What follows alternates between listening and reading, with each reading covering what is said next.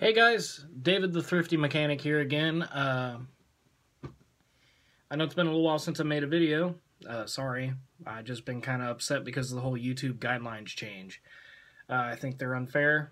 I think it makes it really hard and less incentivizing for somebody to actually want to grow a channel when you do that. And basically, if you don't know what the channel changes were, it was you have to have at least 1,000 subscribers or 4,000 hours watched in a week.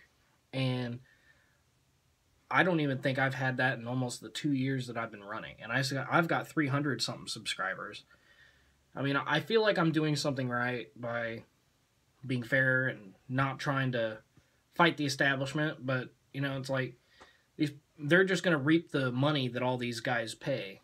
I mean, not pay, but they're going to reap the money that the advertisements from the videos get. So they're still going to advertise our videos, except they're going to take the money from it. I mean, albeit it might not be $1,000 a month or something like that.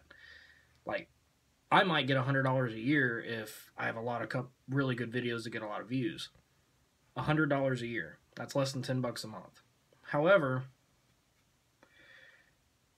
if you get 2 or 3 million people with 200 or 300 subscribers that make $10 a month, that's a good chunk of change. So this video is going to be kind of a review of a tool that I got. If you see the video, you already know what it is, but I just wanted to kind of touch bases on you with this as to why I'm not making videos as much anymore. I'm losing my motivation. The carrot's not in front of my face anymore. I just don't have the desire to mess with it. I've just been focusing on my job and doing stuff from there because that pays the bills, and I was hoping I could make this into something that would eventually outlast or supersede my income with automotive stuff. I mean, I'm 25. I just celebrated my 25th birthday. And that's what I get on my birthday. I get an email saying that my videos are no longer monetized because, or I'm sorry, monetized in my favor. So, it's whatever. I mean, I just make these videos more for fun. But let's get to the video. Guys, as you saw in the thumbnail, you know what I mean, what I'm reviewing. It's the Snap-on Modus Edge. This is if you guys don't know the difference between the Modus and the Solus, if you've ever wondered, the Modus has a channel scope in it, a 4-channel scope. It's actually a very nice tool. Let's go ahead and get a little bit of a check here as to what all we got going on. Hang on, I gotta move my empty cans here. I only got a couple. Alright. So that's what it looks like when you open it. Obviously, I took this off already, and this is what it looks like. You get a nice handy-dandy pin here. You get all your wires and clips and everything else for your testing. Let's see what's in here. I'll put you back. Alright, so I haven't opened this yet. I don't know what it is exactly. Maybe if you own a Modus, you'll know. Just cut my finger open. Oh, it's the charger. Cool. So I got a charger. That's important. Something if you didn't know this about the Modus, or if you're kind of on the fence about buying one, right now there's a sale going on. A big one, like 60% off sale. I've been using an old OTC, and I hate it because it takes forever to boot up. It takes forever to do anything. And I just got this today, and my actual Snap-on dealer doesn't come till Tuesday. So I'm kind of excited about it. And here's why. When you look at it, obviously it's nice and open. You have your scope stuff. Let me get a little closer here. You got everything here for your scope. You got your charging and your data stuff. You have an SD card slot, and you have your cable for your OBD2 connector. Watch how fast this thing boots up. 1 Mississippi, 2 Mississippi, 3 Mississippi, 4 Mississippi, done. That's awesome. I want to scan something. It's not like the Verdict where you have to wait 10 years. It's right there. It has demonstration just so I can do this and show you what I'm doing. He told me to just do that till I get it registered on Tuesday. So it's asking me for anything. Now, if you guys don't know this about the Snap-on, oh, you can't even read any of that. Bust.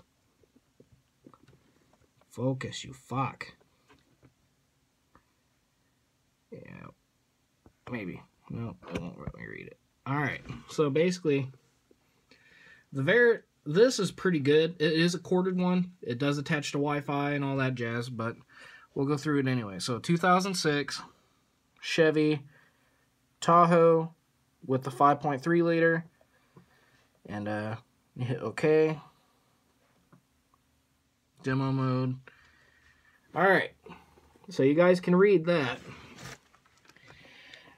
You can do just about anything you want with this thing. As you can see, you got engine, transmission, anti-lock brakes, airbag, door modules for passenger and drive, heat, HVAC, instrument panels. Even tells you oil specs and how much everything takes. The radio, in case you accidentally reset the security system in the radio. Has theft deterrent in case you need to reset the stuff, like the clear codes and all that jazz. So, like, clear the codes. You can go to current or history codes. If you want to go back, it's an easy finger smack. This is a touch screen, so you just keep going back and you can go through, and it has transfer case. It even has transfer case, guys. So really nice. So just for excitement standpoint, I'm going to go into engine just to show you what all it can do. So as you can see, it has like live data. You can pull individual PIDs from this. If you don't know what those are, it's like your engine coolant temperature, the voltage for it, the grams per second for your mass airflow, or the voltage for that, and stuff, just things like that. So if you're looking to do functional testing or test specific components, you can do like calibrating. You can obviously do a service bay test for your evap system, injector balance, so it just does all sorts of stuff. If the VIN is missing from this, and this is a nice little kit for people who do body work, if you can't find a VIN, it'll pull it right out of the ECM. So you see that there? So yeah, it'll pull it straight out of the ECM. That's kind of cool to me. I got generic functions, so I can do freeze frames, I can display any trouble codes, emission codes, oxygen sensor monitoring, and so on and so forth. I'll go to data here. I can do misfire data. I'll just do engine data for giggles. So it shows me instantly every thing based on the RPM or my engine speed or anything like that. It just shows it all. Now this is the demo. This isn't hooked up to anything. I'm just showing it to you for giggles. So my first impressions of it was, wow, that's kind of cool. Wow, that's kind of cool. Wow, this is going to save me a lot of time. So why did I buy it? It was on sale. Big time. These things are normally about $7 grand. That's not with the updates. I got the European updates. I got all the ABS, all the transmission, every single update you can get for these, I got it. And I got it for right at $4 grand. It didn't change my component. It didn't change my payments or anything like that. I actually have a really good relationship with my Snap-on man, and he gave me a really good deal on it. And I think they got this going on for a while. So the next one that I'm really excited about is this one here, the guided component testing. So if you have issues like learning how to do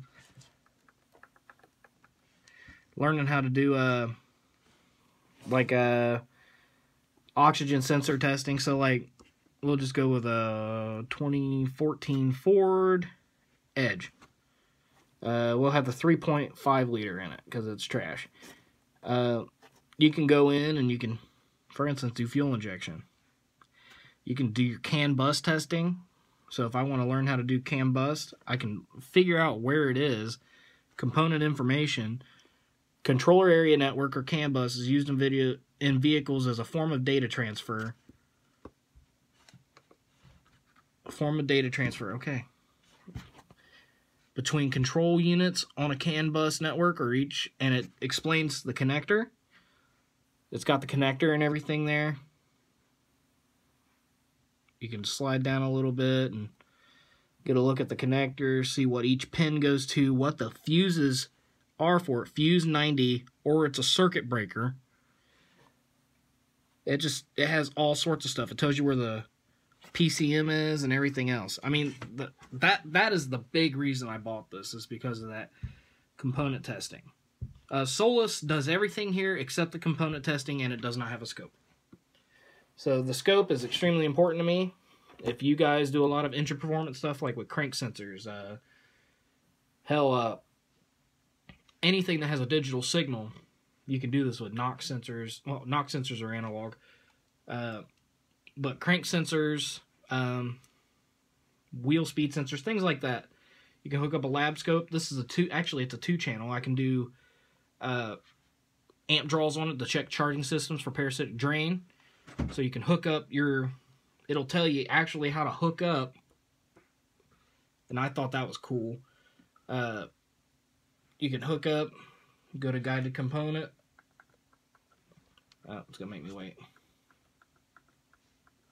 Yeah, it's going to make me wait. Give me a second.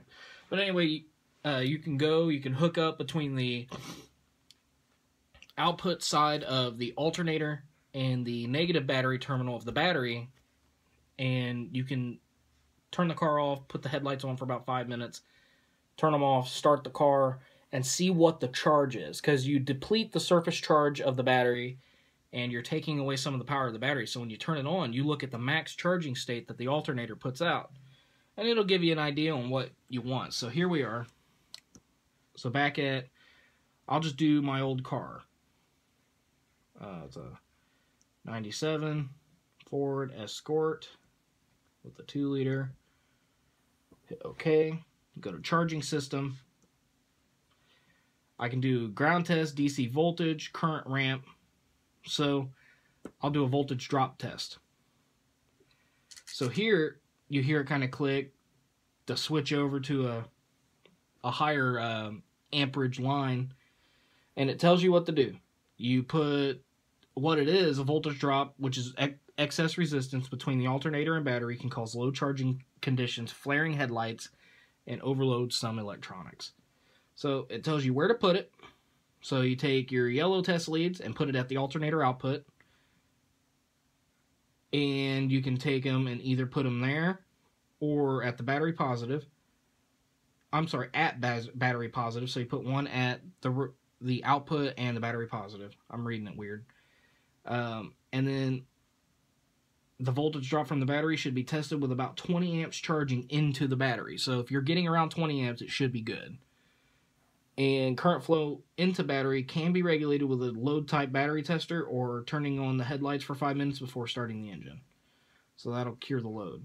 So, and then it even gives you a nice little handy instruction picture to go by. Let's go ahead and try and see if we can't get it. If you can see it,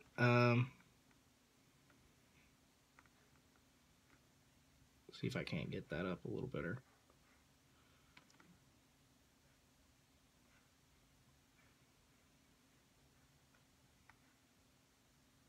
Yeah, there we go. Yeah. So it even shows you like diagrams on how you should have it set up.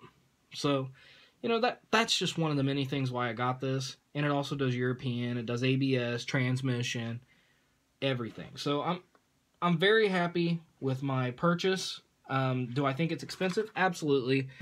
But in this field, you got to pay to play, and you're paying for quality. And the best scanners on the market, other than